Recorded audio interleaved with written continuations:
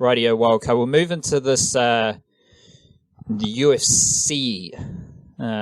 We've talked about it a fair bit over the past week and a bit, and I think this is an important moment ahead of Dan Hooker taking on Justin Poirier, because I've come to the conclusion that there is a very possible chance that Dan Hooker wins.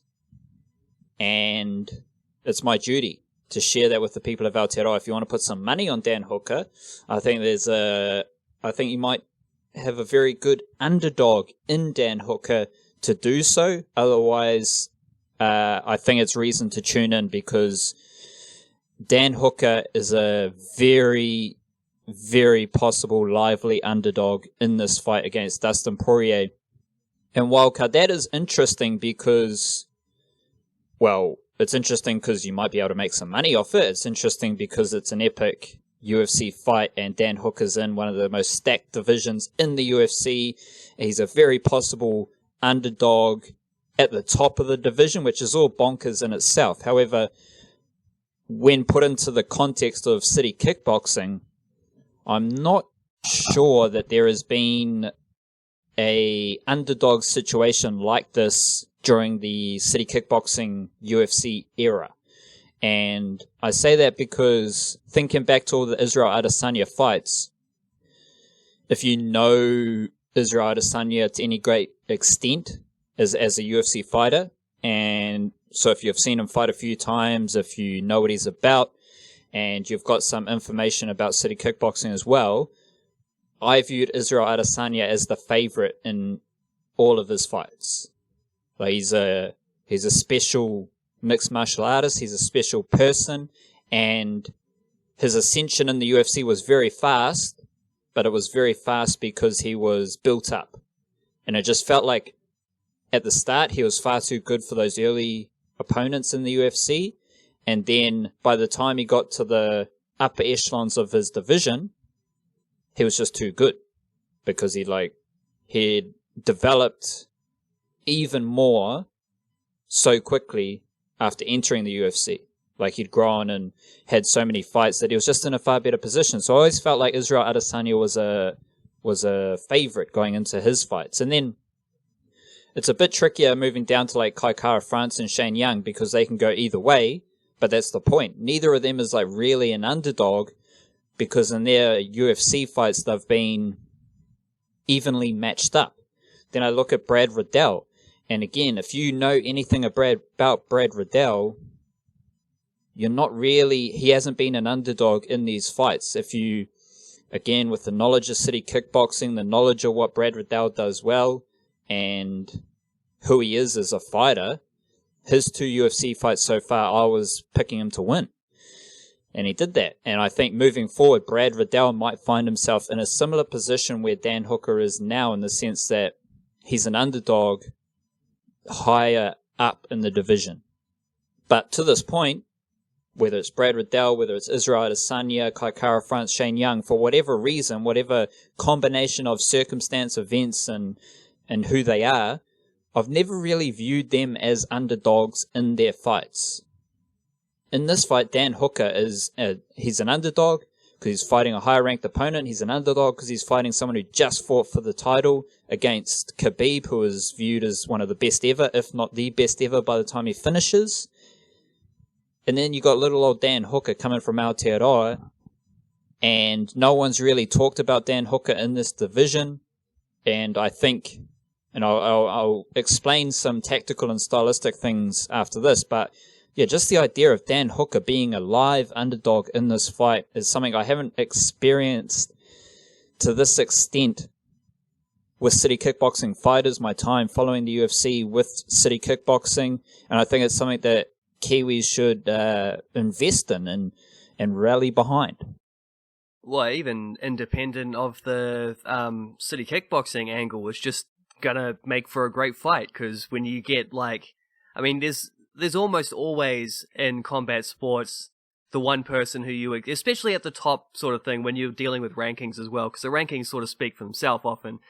Doesn't always speak accurately, but they do have a lot to say in terms of negotiations and all this kind of thing. And there's usually one party that's coming out with the dominant sort of like angles on all those kind of things, and then you just sort of, if one person's like you watch Anthony Joshua fight in a world heavyweight fight kind of thing, like in boxing, you want to see Anthony Joshua fight. You enjoy watching the dude do what he does and do it pretty well, but you also sort of, for the most part, up until that Andy Ruiz complete stunner, which is why that was such an incredible result, because no one expected it.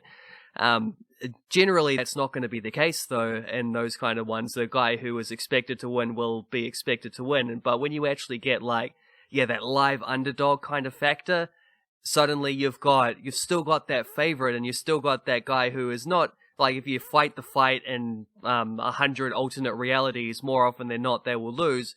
But you don't know which one is going to be the real reality. And, like, just to have that kind of element of doubt going into a fight is what makes it so entertaining, generally. And it definitely is, and Dan Hooker is a vessel of entertainment in the octagon, and that is absolutely that is why he's such a live underdog in this fight, because I reckon there's a high chance he's going to win. And the way I see this happening, shout out to guys like Dan Hardy, shout out to guys like Luke Thomas, who talk and analyze fights and break down and help me build the information in my head to form these thoughts and opinions. Dustin Poirier has like a bit of a split, not personality, but split style. So when he's fighting against someone who he is aware is equally as like brutal and just eager as he is, he's a bit more cautious. But then he recently fought, prior to the Khabib fight, he fought Max Holloway. Max Holloway was coming up a division, and Dustin Poirier being the bigger fighter and more experienced in that division. Like, Max Holloway is awesome, but he was moving up a division. That just saw Dustin Poirier come out with like no respect for Holloway's power and just move forward, lean forward as well. So his head, if you're standing up straight and you imagine a line going up from the floor through your pelvis, up through your torso, and out the top of your head, that's kind of like a center line.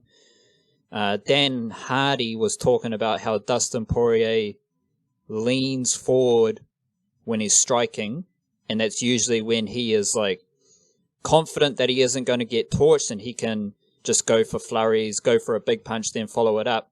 But he does so with his like head and shoulders forward of that center line. And I think either scenario that Poirier goes for is going to play into Dan Hooker's hands, because if Poirier is more cautious and he's sitting on the outside and waiting for Hooker to be the lead, kind of, Dan Hooker's got the reach and the skills to do well in that scenario. Dan Hooker's got a great kick to the lead leg of his opponent. He did it against Ally Quinta, did it pretty well against Paul Felder as well. And so if you're a opposition of Dan Hooker, or even the city kickboxing fighters, this is something they do very well, because Alexander Volkanovski did it against Max Holloway as well. If you're sitting on that front leg, Hooker or another city kickboxing fighter is just going to kick that leg just to change the situation of the fight, so you can't do what you want to do. And then from there you can build on other things. So if Poirier wants to stay on the outside, I think you're just going to see Hooker piece up that front leg with kicks. He's going to control the distance, and I think that puts Hooker in a strong position to win the fight. He can deal with Poirier's like grappling. There's underrated wrestling and jiu-jitsu at city kickboxing. So Hooker does have a history of submissions, so he could look for takedowns as well from the distance. But he's got the combinations, he's got the variety of strikes, and the game plan to do well from distance if Poirier is more cautious and does want to stay on the outside.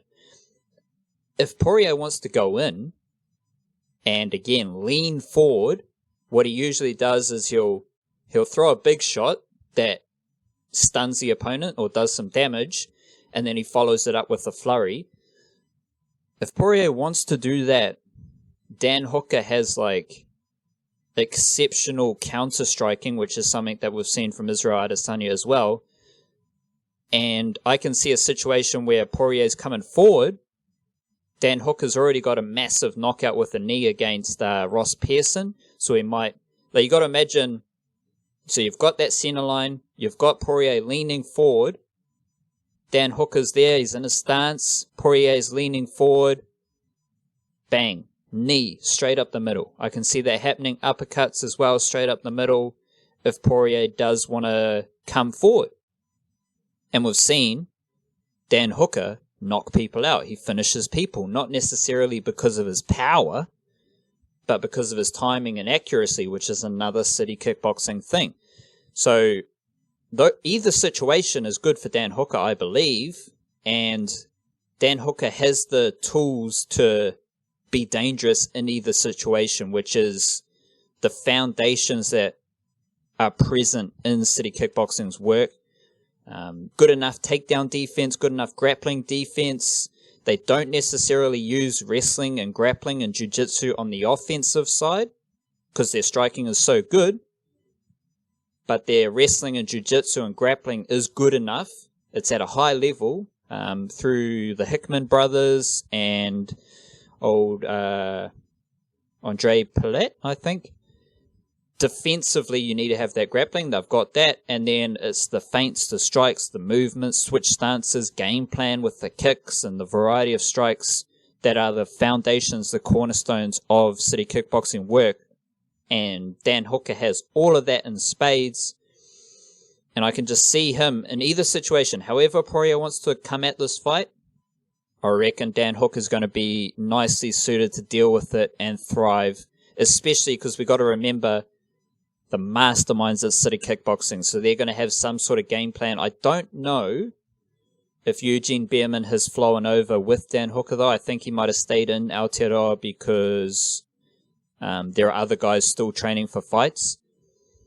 However, all the coaches with city kickboxing would have built a game plan, and I think that total package puts Dan Hooker in a fantastic position. Beautiful. When's that fight? Sunday, and I think the entire card starts at 9 a.m. Sunday, so you might be looking at a main event time of like 2 or 3 in the afternoon, which is beautiful. And that would be, I don't know if it's a pay-per-view or a fight night. You have to check that out, but definitely well worth the money just to see Dan Hooker fight if it is on the pay-per-view as well. Yeah, I generally don't go with the old pay-per-view myself. Do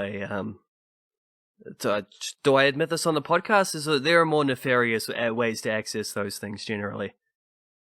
Yeah, well, Dan Hooker's probably getting a cut of the pay-per-view, to be honest, though. So, if you're going to pay for them, this is the one. Because I think if you're the main event, you get pay-per-view points, and so that's just a note for anyone out there in Aotearoa. If we do have like a Dan Hooker, Israel Adesanya in the future, Brad Riddell, Kaikara France, Shane Young, any of those dudes, if they are fighting a main event on a pay-per-view card, your money isn't like, it's not like you're just giving money to the corporation kind of thing. Like the pay-per-view points that these fighters get is extra money, and you're helping that fighter by buying the pay-per-view. So that is a pretty cool thing.